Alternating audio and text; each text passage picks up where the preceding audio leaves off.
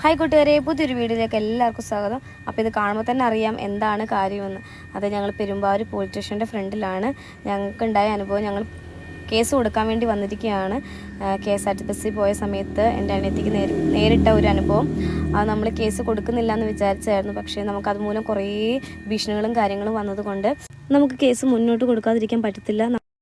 ഇപ്പോൾ ഞങ്ങളുള്ളത് Perumbavoor KSRTC bus സ്റ്റാൻഡിലാണ്.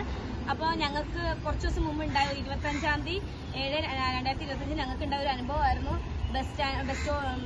KSRTC ബസ്സിൽ വെച്ച് എൻ്റെ അനിയത്തിയോട് മോശമായി പെരുമാറിയ ഒരു ഇത്. അപ്പോൾ അതിൻ്റെ ഒരു ഇതിന് വേണ്ടി ഞങ്ങൾ വന്ന, കാരണം ഞങ്ങൾക്ക് ബസ്സിൻ്റെ ഡീറ്റെയിൽസ് അറിയില്ല. ഞങ്ങളുടെ ചീട്ട് നഷ്ടപ്പെട്ടു പോയി ടിക്കറ്റിൻ്റെ. അപ്പോൾ അത് കണ്ടുപിടിക്കാൻ ഞങ്ങൾ സ്റ്റാൻഡിൽ വന്നേക്കുമായിരുന്നു. ബസ് ഇപ്പോൾ വന്നു. ബസ്സിൽ കണ്ടക്ടറോട് സംസാരിച്ചു, പുള്ളിയുടെ നമ്പർ കോൺടാക്ട് ചെയ്തു, എന്തെങ്കിലും ഉണ്ടെങ്കിൽ വിളിച്ചാലെന്ന് പറഞ്ഞു. അതുപോലെ ഇപ്പോൾ ഏത് ബസ്സാണെന്നും അതിൻ്റെ കാര്യങ്ങളെല്ലാം ഇപ്പോൾ ഞങ്ങൾ പോലീസിന് കൈമാറും. അപ്പൊ കേസ് ഞങ്ങൾ അപ്പൊ ബാക്കി മുന്നോട്ട് എന്താണോ അത് ഞങ്ങൾ മുന്നോട്ട് കേസ് കൊടുക്കേണ്ടെന്ന് വിചാരിച്ച കാര്യമാണ്. പക്ഷെ ഞങ്ങൾക്ക് ഒരുപാട് ഭീഷണികൾ, കേസ് കൊടുക്കാതെ തന്നെ നമ്മളുടെ പെട്രോൾ ഒഴിച്ച് കത്തിക്കാൻ ഞങ്ങളുടെ പിള്ളേർ അങ്ങനെ ഇങ്ങനെ ഇപ്പൊ തന്നെ ഒരുപാട് ഇനി നമ്മൾ കേസ് കൊടുത്തിട്ട് എന്തായാലും നമുക്ക് വരുന്നിടത്ത് വെച്ച് കാണാമെന്നുള്ള രീതിയിൽ ഞങ്ങൾ മുന്നോട്ട് പോവുകയാണ്. ഞങ്ങൾ കേസ് കൊടുത്തു. അപ്പം പോലീസിന് ഇത് പെരുമ്പാവൂർ സ്റ്റേഷനിലാണ് കേസ് കൊടുത്തിരിക്കുന്നത്. അതുപോലെ തന്നെ വീഡിയോയും ഈ ഒരു ബസ്സിന്റെ കാര്യം ഞങ്ങൾ പോലീസിന് കൈമാറുകയാണ്. അന്ന് ഞങ്ങൾ കയറിയത് ഈ പാലക്കാട് ബസ്സിലായിരുന്നു. ഞങ്ങൾ ചാലക്കുടിക്കാണ് ടിക്കറ്റ് എടുത്തത്.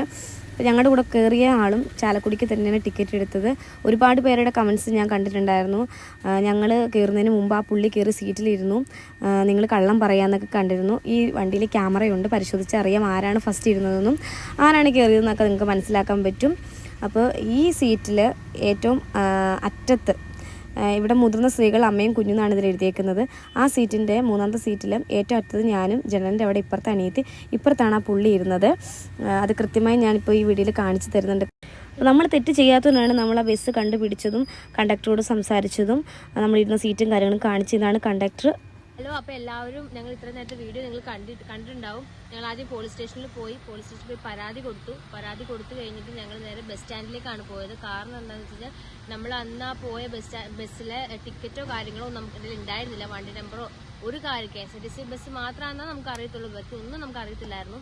അപ്പോൾ നമ്മൾ കേസ് കൊടുത്തിട്ട് നേരെ സ്റ്റാൻഡിൽ പോയി നമ്മൾ കുറേ നേരം വെയിറ്റ് ചെയ്തു. കാരണം നമുക്ക് ആ ടൈം അറിയാം, ബസ്സിന് ടൈം അറിയാമായിരുന്നു.